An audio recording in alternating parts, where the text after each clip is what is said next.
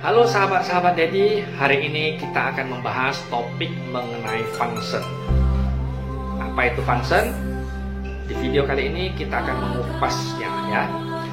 Jadi function itu adalah melepaskan binatang ke habitat aslinya. Ya, biasanya itu binatang-binatang ini ditangkapin.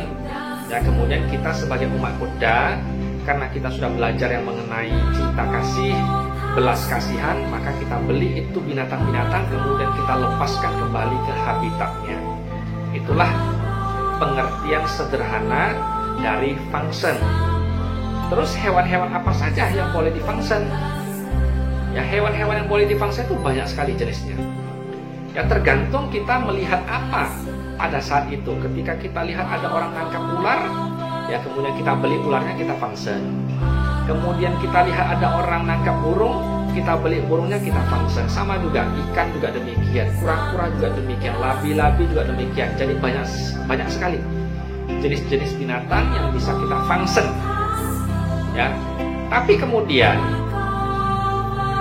di kalangan kita umat Buddha, saya sering melihat postingan-postingan video, postingan-postingan gambar, kemudian diberi narasi, ya, yang menceritakan bahwa ada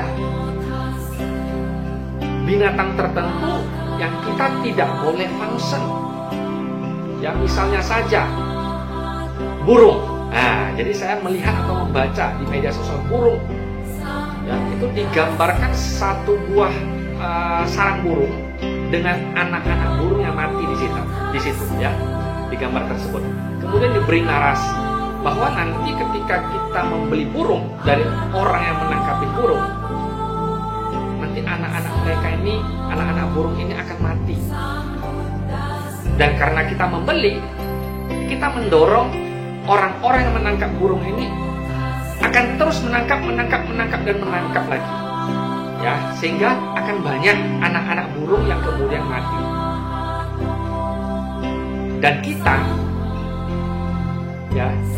Dan kita dalam postingan tersebut dianjurkan untuk tidak melakukan hal seperti itu, ya, khususnya melepas burung. Jadi saya ingin memberitahu bahwa begini, ya, ini dalam opini pandangan saya. Buddha mengajarkan kepada kita bahwa ketika pikiran baik sudah muncul, maka lakukanlah segera. Ketika pikiran buruk muncul, maka hilangkan segera. Itu ajaran yang saya tahu dari ajaran Buddha. Ya, ketika kita lihat ada orang nangkapin burung, atau ada orang jual burung di wihara, di sekitaran wihara, boleh nggak kita lepas? Boleh-boleh saja, sah-sah saja. Kenapa rupanya? Apakah karena postingan itu yang mengajak kita jangan melakukan function terhadap burung, lantas kita tidak function burung itu? Saya rasa keliru. Ya, hal-hal tersebut keliru. Jadi bagi orang yang memposting hal tersebut, ya saya sarankan, kalau Anda tidak mau function burung, ya silahkan Anda sendiri tidak usah function burung. Jangan ajak-ajak orang. Ya, apa bedanya? Anda mengatakan bahwa misalnya kalau saya nanti function burung, orang-orang akan nangkapin burung terus, sehingga anak-anak burung akan mati di sarangnya. Apa bedanya dengan saya function ikan? Apa bedanya dengan saya function kura-kura? Sama juga, mereka juga akan menangkapi ikan-ikan itu, mereka juga akan menangkapi kura-kura itu, mereka juga akan menangkapi ular-ular itu. Apa bedanya? Ya, masing-masing makhluk sudah punya karma-karmanya sendiri. Jadi bagi kita, kalangan umat Buddha yang sudah belajar agama Buddha, yang sudah belajar cinta kasih dan belas kasihan, tolong, ketika kita sudah muncul niat untuk berbuat baik, maka lakukan kebaikan. Jangan munculkan artikel-artikel yang mengajak orang untuk tidak function. Ya, jangan munculkan artikel-artikel seperti itu. Memang ceritanya, narasinya bagus sekali, yang membuat orang terharu membacanya. Tapi walaupun membuat orang terharu, belum tentu itu ada benarnya, belum tentu. Ya, kalau Anda tidak mau function burung, ya silahkan, itu urusan Anda. Tapi Anda jangan ajak orang. Ya, Anda jangan buat narasi-narasi seolah-olah nanti ketika kita beli burung, kemudian orang akan nangkapin terus, orang akan nangkapin terus, orang akan nangkapin terus. sehingga anak-anak mereka akan mati. Jangan kita munculkan narasi-narasi seperti itu.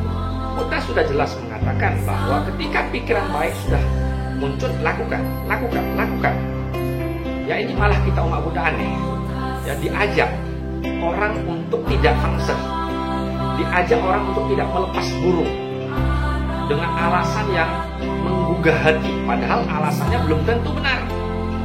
Nah, jadi saya secara pribadi mengajak kita semua umat Buddha, ya Anda mau fangsen burung, Anda mau fangsen ikan, mau fangsen apapun, silahkan lakukan. Jangan pikirkan negatif-negatif. Nanti saya fangsen ini, ya nanti saya fangsen makhluk ini, nanti kedepannya begini. Ya udah, kalau begini yang kita pikirkan, kapan lagi kita melakukan kebaikan? Belum melakukan sudah pikirannya negatif. Belum melakukan sudah pikirannya negatif. Bagaimana kita bisa melakukan kebaikan lagi? Ya. Jadi kalau kita mau fangsen, silakan fangsen aja fangsen. Yang jelas adalah apa? Bahwa fangsen itu jangan dibilang-bilang. Nah, itu baru benar. Anda mau fangsen, silakan fangsen. Jangan dibilang-bilang, jangan bikin spanduk besar-besar, saya mau fangsen ini. Ada tanggalnya, ada jadwalnya. Itu yang nggak boleh. Akibatnya apa? Akibatnya ketika kita melakukan fangsen, di ujung sana, di pojokan sana sudah ada orang nunggu. Kita lepas ikan, mereka tangkap lagi. Itu baru nggak boleh. Ya. Nah, jadi ini umat Buddha ini perlu dicerahkan. Jadi umat Buddha, kita yang sudah mengerti Dharma, mengerti ajaran Buddha, janganlah kita mengajak orang-orang yang ingin berbuat baik, kemudian kita racuni pikiran mereka dengan hal-hal yang kelihatannya seolah-olah itu benar, tapi itu tidak benar, belum tentu benar. Ya, jadi mau fangsen aja, mau fangsen burung silahkan, mau fangsen kura-kura silahkan, mau fangsen ikan silahkan, mau fangsen apapun silahkan. Ya, yang penting kita nggak perlu mikirkan buruknya ke depannya apa. Karena apa? Karena karma itu akan jalan sesuai dengan porsinya masing-masing. Ya, karma itu akan jalan sesuai dengan porsinya masing-masing. Jadi kita nggak bisa, ya, kita nggak bisa melarang orang untuk fangsen, dan kita nggak bisa memunculkan narasi-narasi yang membuat orang tidak lagi mau fangsen, ya, makhluk-makhluk atau binatang-binatang tertentu. Jadi itu yang ingin saya sampaikan di video kali ini. Semoga apa yang saya sampaikan di video kali ini bermanfaat bagi kita semua. Terima kasih.